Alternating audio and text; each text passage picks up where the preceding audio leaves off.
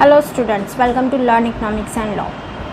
My name is Priyanka Vashishtha. आज हम बात करेंगे Mihir H Mafatlal versus Mafatlal industries limited, ठीक है, 1996 केस के बारे में। यदि आप अमलगमेशन मर्जर करते हैं तो मैंने आपको पहले भी बताया था कि जब आप कोई केस स्टडीज़ या आप किसी तरीके का आंसर दे रहे होते हैं तो आपको केस लिखना ज़रूरी होता है, क्योंकि हम लॉ पढ़ रहे हैं और लॉ में केस स्टडीज़ चलती है। तो और ये आपके मॉड्यूल में दे रखा है, ये वाला केस आपके मॉड्यूल में दे रखा है। इससे डायरेक्ट क्वेश्चन भी आ सकता है और इसके रिगार्डिंग आपसे क्वेश्चन भी पूछे जा सकते हैं। डायरेक्ट क्वेश्चन भी पूछे जा सकते हैं और इनडायरेक्ट क्वेश्चन भी पूछे जा सकते हैं। तो इसमें आपके मॉड्यूल में टोटल 9 पॉइंट दे रखे हैं। 9 पॉइंट में ये जजमेंट को डिफाइन किया हुआ है। सुप्रीम कोर्ट ने जजमेंट पास करी थी, वो आपके मॉड्यूल में 9 पॉइंटों में डिफाइन की हुई है। तो वो 9 पॉइंट मैं आपसे डिस्कस करूंगी। तो फर्स्ट पॉइंट क्या कहता है वो देखते हैं। The sanctioning court has to see to it. Sanctioning court का यहाँ पर क्या मतलब है? सैंक्शनिंग कोर्ट का मतलब है यानी कि जिस कोर्ट में वो अमलगमेशन मर्जर की स्कीम गई है पास होने के लिए, सैंक्शन होने के लिए, तो वो sanctioning court has to see to it that all the requisite statutory procedure, यानी कि जिन्होंने मांग करी है, जो मांग करते हैं, यानी कि अमलगमेशन मर्जर के लिए जो प्रोसीजर फॉलो होना चाहिए, जो कंपनीज कोर्ट में कंपनीज एक्ट में जो लिखे हैं वो सब वो कोर्ट देखेगी जिसके पास वो सैंक्शन होने के लिए आई है स्कीम, कि वो सारी मांग पूरी करी है कंपनी ने या नहीं करी है। Requisite statutory procedure for supporting such A scheme कौन सी? जो 391 के तहत आपने दी है कोर्ट को कि आप ये स्कीम देखिए, इस स्कीम के तहत हम अमलगमेशन और मर्जर करना चाहते हैं, कोर्ट की अनुमति है इसमें या नहीं है। तो कोर्ट देखेगी कि सारी स्टैट्यूटरी प्रोसीजर जो मांग है कंपनी की वो पूरी करी हैं कंपनी ने या नहीं करी हैं। स्कीम की जितनी भी मांग है, ठीक है, वो पूरी हुई हैं या नहीं हुई हैं, ये कौन देखेगी? कोर्ट देखेगी। Have been complied with and that the requisite meeting as the contemplated by section, यानी कि जो मांग है सेक्शन 391 की, ठीक है, subsection 1A of the companies act 1956 have been held. Simple भाषा में आप क्या करेंगे? सैंक्शनिंग कोर्ट जो है वो कोर्ट है जहाँ पर स्कीम आई है पास होने के लिए, सैंक्शन होने के लिए जहाँ स्कीम आई है, और स्टैट्यूटरी प्रोसीजर को की जो मांग है वो कंपनी ने कंप्लीट करी है या नहीं करी है, ये काम कौन देखेगा? कोर्ट देखेगी, ठीक है। स्कीम के तहत जो जो मांग पूरी होनी चाहिए लीगली, ठीक है, वो कंपनी ने पूरी करी है या नहीं पूरी करी है, ये कोर्ट देखेगी, ठीक है। और जो मीटिंग होनी है, जो मीटिंग की मांग है, सेक्शन 391 सेक्शन हम पहले कर चुके हैं, तो 391 सेक्शन में जो मांग है मीटिंग की, वो मीटिंग कंपनी ने रखी है या नहीं करी है। बेसिकली सबको इंटीमेट करा है इस अमलगमेशन मर्जर के लिए और सबकी रजामंदी है या नहीं है, ये चीज़ कौन देखेगी? कोर्ट देखेगी। ये आपका फर्स्ट पॉइंट कहता है, ठीक है। इसमें कोई डाउट हो तो आप कमेंट बॉक्स में पूछ सकते हैं, ठीक। अब सेकेंड पॉइंट क्या कहता है? That the scheme put up for sanction of the court is backed up by the requisite majority vote as required by section 391 subsection 2 of the act, ठीक है। तो इसमें स्कीम कौन सी है? वही वाली स्कीम चल रही है अमलगमेशन और मर्जर की, ठीक है ना। जो अमलगमेशन और मर्जर की जो स्कीम है उसी के बारे में बात कर रहे हैं कि जो स्कीम रखी गई है सैंक्शन होने के लिए कोर्ट के सामने, वो समर्थन करती है या नहीं करती है, किसका? मांग करती है मेजॉरिटी वोट की, यानी कि जो स्कीम आपकी रखी हुई है वो सेक्शन 391 सबसेक्शन 2 में मेजॉरिटी ऑफ वोट से, यानी है उसमें मेजॉरिटी से समर्थन किया गया है इस स्कीम का या नहीं किया गया है, ये कौन देखेगा? ये कोर्ट देखेगा। ये सब पॉइंट लिखे हुए हैं आपके केस में। Mihir H Mafatlal versus Mafatlal industries limited 1996 का ये केस है। इसके सेकंड पॉइंट में कह रहा है कि कोर्ट जो है वो देखेगी कि जो मीटिंग, जो अमलगमेशन और मर्जर होने में जो मीटिंग रखी गई है उसमें वो उस स्कीम को मेजॉरिटी से पास किया हुआ है या नहीं किया हुआ है, ठीक है। ये आपका सेकंड पॉइंट कहता है। थर्ड पॉइंट क्या कहता है? थर्ड पॉइंट कहता है that the concern meeting of the creditors members और class of them had the relevant material, ठीक है।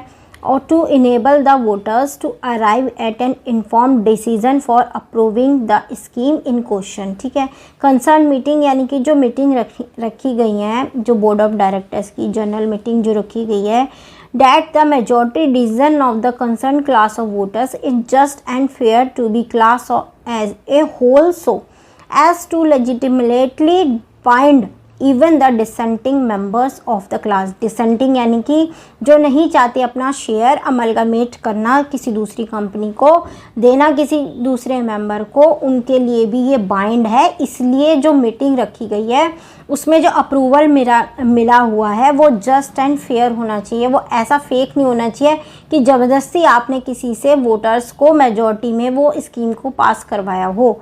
वो जस्ट एंड फेयर होना चाहिए, क्योंकि डिसेंटिंग शेयर होल्डर्स को भी बाद में स्कीम पास होने के बाद उनके ऊपर भी ये लीगली बाइंड हो जाएगी कि उनको भी ये स्कीम माननी पड़ेगी। इसलिए स्कीम पूरी तरीके से कैसी होनी चाहिए, फेयर होनी चाहिए। जो वोटर्स ने वोट दिए आपने वो फेयर होने चाहिए। ठीक है, थर्ड पॉइंट यही कहता है। फोर्थ पॉइंट क्या कहता है? फोर्थ पॉइंट कहता है that all the necessary material indicated by the section 393 first A of the act is placed before the voters at the concerned meeting as contemplated by section 391 of the act। ठीक है, यानी कि 391 में जो act हैं और 393 में जो फैक्ट हैं, मटेरियल फैक्ट्स हैं, वो सब मीटिंग से पहले जो वोट देने वाले लोग हैं उनको बता दिए जाएं, जिससे वो वोट उसी हिसाब को मद्देनज़र रखते हुए करें। जब वो वोटर्स कौन है, यानी कि जो स्कीम को पास करने के लिए मीटिंग में बैठे हैं, उन वोटर्स को सेक्शन 393 और 391 में जो फैक्ट्स हैं वो सब बता दिए जाएं स्कीम के बारे में, अमलगमेशन के मर्जर के बारे में। कोई ऐसा मटेरियल फैक्ट ना छुप रह जाए जो उनको पता ना हो। वोट देने से पहले, मीटिंग में वोट देने से पहले उनको सारी बात पता होनी चाहिए वोटर्स को, जो वोट देने वाले हैं। इस कंसर्न मीटिंग यानी कि जो मीटिंग में वोट होगी वो तब होगी जब इन मेंबर्स को सेक्शन 393(1) और 391(1) के तहत सब कुछ पता होना चाहिए, तभी वो वोट देंगे और उनकी वोट वैलिड होगी। ठीक है, ये फोर्थ पॉइंट कहता है। अब फिफ्थ पॉइंट क्या कहता है? That all the requisite material contemplated. Requisite मतलब होता है मांग करना, मटेरियल यानी कि जो मटेरियल फैक्ट हैं अमलगमेशन मर्जर के बारे में, कंपनी की जो सच्चाई है, वो सारी बातें जो वोटर्स हैं उनको पता होनी चाहिए। कंटेम्पलेटेड मतलब होता है विचार करना, कंटेम्पलेटेड मतलब होता है विचार करना कि वो उस पर जो मांग कर रहे हैं इन सब चीज़ों की, आप उनको सारी बात बताएंगे तभी तो वो विचार करेंगे। यदि आप किसी से मान लीजिए, आप एग्जाम्पल के तौर पे आप मेरे से कोई सलाह चाहते हैं, ठीक है, तो आप मुझे सारी बात बताएंगे ना, तभी तो सारी बात सुन के ही तो मैं कोई सलाह दूंगी। यदि सारी बात में से एक इम्पॉर्टेंट बात आपने छुपा ली और आप मुझसे मांग रहे हैं सलाह, तो वो सलाह तो गलत हो जाएगी, क्योंकि वो बात तो मुझे पता ही नहीं जो इम्पॉर्टेंट फैक्ट है। तो यहाँ पर इम्पॉर्टेंट मटेरियल फैक्ट को क्या बोला गया? वो बातें जो अमलगमेशन मर्जर में या कंपनी के लिए इम्पॉर्टेंट है, जो डिसीजन लेने वाले हैं, जो वोट देने वाले हैं, स्कीम को जो पास करने वाले हैं, मीटिंग में जो मेंबर्स हैं, जो क्रेडिटर्स हैं, उनको सारी बात पता होनी चाहिए। तो फिफ्थ पॉइंट में क्या कह रहा है? That all the requisite material contemplated by the proviso of subsection 2 of section 391 के subsection 2 में जो भी बातें लिखी हैं of the act is placed before the court by the concerned applicant। यानी कि concerned applicant जो है वो सारी बात कोर्ट के थ्रू सामने भी रखे। sanction for such scheme and the court gets satisfied about the same। यानी कि जब आप मेंबर से, क्रेडिटर से स्कीम को पास करवाएंगे मीटिंग में, तो उनके सामने भी फैक्ट रखेंगे, और जब कोर्ट से आप सैंक्शन करवाएंगे तो जो एप्लीकेंट है, वो कंपनी हो चाहे मेंबर हो चाहे क्रेडिटर हो, जो भी एप्लीकेंट है वो भी स्कीम को पास करवाएगा और सारे फैक्ट्स बताएगा कोर्ट को कि ये फैक्ट्स हैं, सारे मटेरियल फैक्ट्स आप बताएंगे, तभी कोर्ट और मेंबर्स उसको पास करेंगे, तभी कोर्ट सेटिस्फाइड होगी और वो स्कीम को पास करेगी, सैंक्शन करेगी। सिक्स पॉइंट क्या कहता है? That the proposed scheme of compromise and arrangement is not found to be violative of any provision of law and is not contrary to public policy।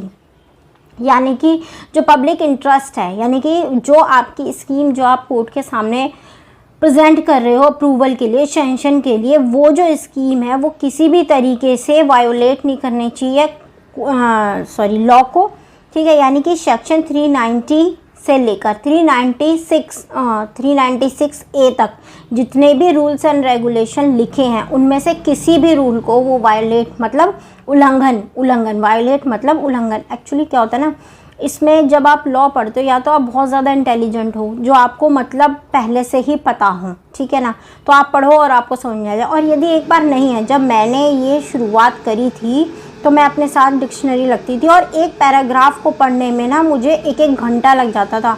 पढ़ना तो बहुत आसान है, आप शुरू करोगे और तुरंत 5 मिनट में वो ख़त्म हो जाएगा। पर क्या होता है ना,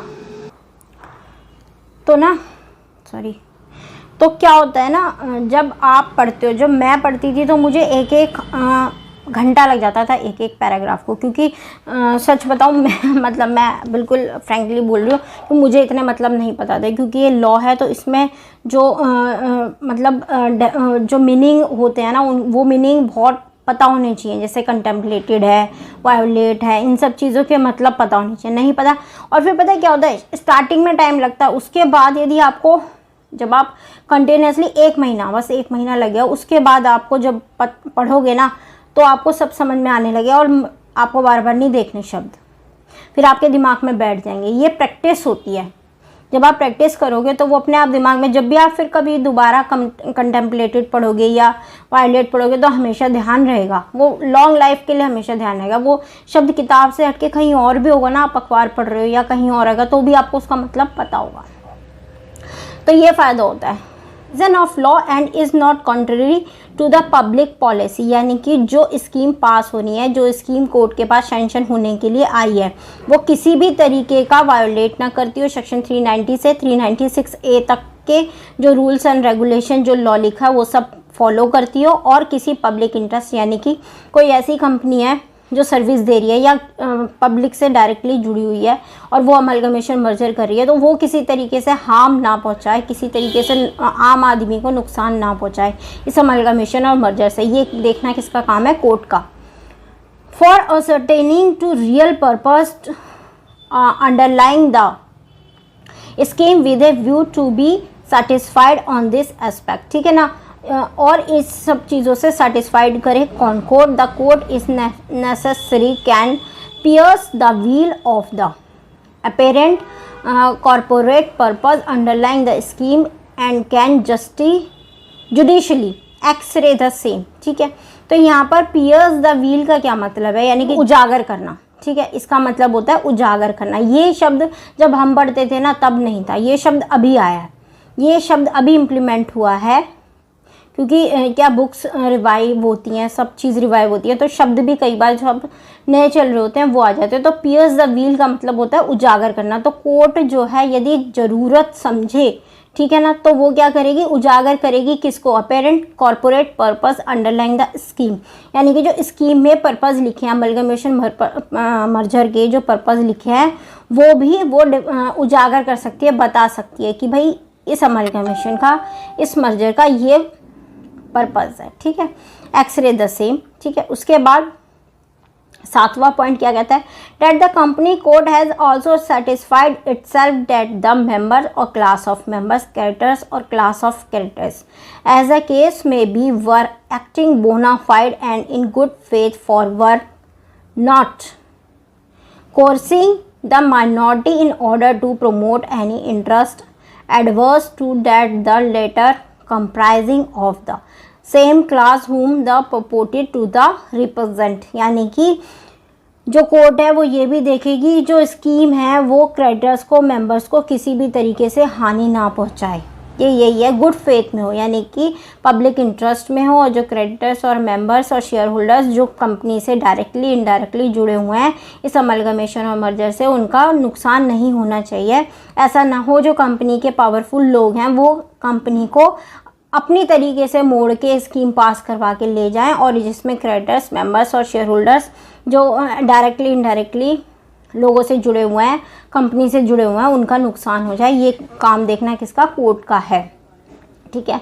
डेट द, फिर नेक्स्ट पॉइंट कहता है, that the scheme as a whole is found to be just and fair, reasonable from the point of view of prudent man of business, taking a commercial decision beneficial to the class of represented by them for whom the scheme is meant। यानी कि ये उसी बात को बार बार घुमा फिरा के कह रहे हैं, ठीक है। मतलब यही है कि जो आम आदमी है, ठीक है, जो आम आदमी है वो भी इन सब चीज़ों को सेटिस्फाइड करे, ठीक है, उसके लिए भी ये स्कीम क्या हो, इम्पॉर्टेंट हो, तभी बात बनेगी, ठीक है। तो कोर्ट का काम है कि वो देखे कि जो मीटिंग में जो वोट्स डली हैं वो प्रॉपर हों, जस्ट एंड फेयर हो, लॉ जो जितने भी पास हुए हैं वो सब तरीके से हुए हों, और ऐसा ना हो कि एक कमर्शियल पर्पस से लेके और एक बिजनेस माइंडेड होके आप किसी भी स्कीम को सैंक्शन कर दें।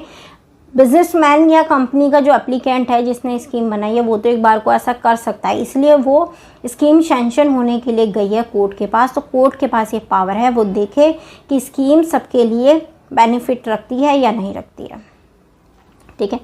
उसके बाद once the member caters for whom the, मतलब वही है लिखा हुआ है लॉ की लैंग्वेज में कि कोर्ट इन सारे जब ऊपर की पॉइंट्सों को देख लेगी और वो समझेगी कि सब चीज़ प्रॉपर तरीके से हैं, सारे जो मीटिंग में अप्रूवल्स लिए हैं, जो वोट्स पड़ी हैं वो सब प्रॉपर तरीके से हुई हैं, और कोर्ट कंपनी किसी भी तरीके से पब्लिक इंटरेस्ट के बाहर नहीं है, सब पब्लिक इंटरेस्ट में, शेयर होल्डर्स क्रेडिटर्स को कोई भी बेनिफिट, कोई भी नुकसान नहीं है इस स्कीम के पास होने से, और कंपनी ने सिर्फ अपना फ़ायदा नहीं देखा है, सबका फ़ायदा देखा। यदि कोर्ट इन सब बातों से सेटिस्फाइड होगी तो वो स्कीम को सैंक्शन कर देगी, ठीक है। और सैंक्शन होने के बाद अपील की कोई गुंजाइश नहीं बचती, वो पास हो जाएगी। हाँ, कोर्ट के पास पावर जरूर है, यदि कोर्ट को किसी भी स्टेज पे ये लगेगा कि भाई कंपनी ने जो हमें स्कीम दी थी उसमें उसकी तरीके से प्रोसीड नहीं कर रही है, वो किसी और तरीके से, या कंपनी ने स्कीम में कुछ चेंजेस कर दिए हैं, या स्कीम कुछ थी और कर कुछ रहे हैं, कोर्ट को ऐसा कभी भी लगता है तो कोर्ट के पास ये पूरी तरीके से पावर है कि वो कभी भी किसी भी स्टेज पे जाके उस स्कीम को बंद कर सकती है, उस पर स्टे ले सकती है, उसको रोक सकती है, अमलगमेशन और मर्जर को, ठीक है। तो ये केस था, आप इसको देखें, पढ़ें, समझें, ये इम्पॉर्टेंट केस है। इसमें ये केस मेरे ख्याल से ये केस है जो अमलगमेशन मर्जर के 2 चैप्टर आपके मॉड्यूल में बनाए हुए हैं, ठीक है। दोनों चैप्टरों में यही एक इम्पॉर्टेंट केस है जो दिया हुआ है, तो ये केस आप आराम से चिपका के आ सकते हैं किसी भी क्वेश्चन में, किसी भी केस स्टडीज़ में, यदि वो अमलगमेशन और मर्जर से बनता है, ठीक है। मान लीजिए कोई लेंदी क्वेश्चन है, ज़्यादा नंबर का क्वेश्चन है, तो ये केस लिख के आप इसके 2-3 फैक्ट्स भी लिख देंगे, क्योंकि बुक में तो जो 9 पॉइंट बनाए हुए हैं उसमें से काफ़ी सारी बातें एक ही पॉइंट में आप कह सकते हैं, ठीक है। तो पेपर में आप 3, 4, 5 पॉइंट भी बना के आ जाएंगे तो वो इनफ होगा। और अच्छे से अंडरलाइन करिए केस को, केस के फैक्ट्स लिखिए कि सुप्रीम कोर्ट ने इस केस के बारे में क्या क्या जजमेंट दिए हैं, ठीक है, उन जजमेंट को बता दीजिए। तो ये केस आपके लिए इम्पॉर्टेंट है, तो इसको ज़रूर कर लेना और इसके सारे पॉइंट देख लेना। मैंने आपको डिटेल में समझा दिया है, देख लेना। कुछ ना समझ में आए तो कमेंट बॉक्स में पूछ लेना, ठीक है। और चैनल को लाइक करना, शेयर करना, सब्सक्राइब करना। Thanks for watching, bye.